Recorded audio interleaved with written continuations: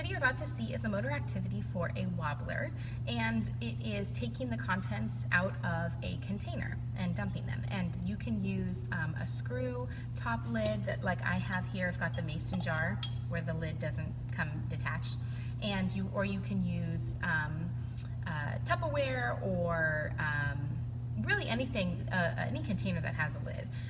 Any practice the child can get from unscrewing the lid or peeling off the lid is wonderful practice. And then they dump out the contents, and then you place the objects back into the container and place the lid back on top.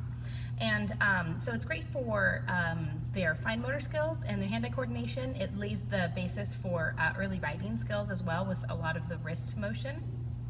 And so all of that is wonderful. I decided to take this up a notch and add a little practical life in there as well. And so feel free to just keep this fairly straightforward and simple with a container with a lid and objects that can be easily dumped out and put back in by your wobbler.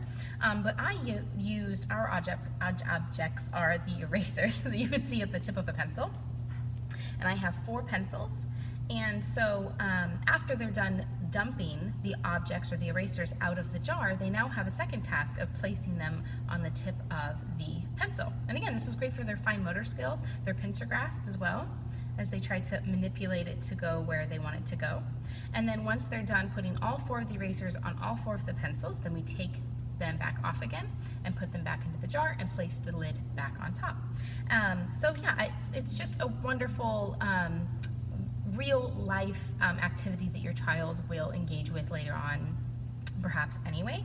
But again, this is great for their early writing skills, hand-eye coordination, and so it's wonderful for their fine motor skills as well. So, and if you can't find these, or if you don't have in your house these erasers, feel free to put anything else in the jar that might correlate with like beading a necklace, for example. Maybe you have some chunky beads at home, and once they dump out the beads, they could string it on to some yarn or a shoelace and make a necklace. And again, making it into a practical life activity that is a little bit more engaging. So enjoy this one.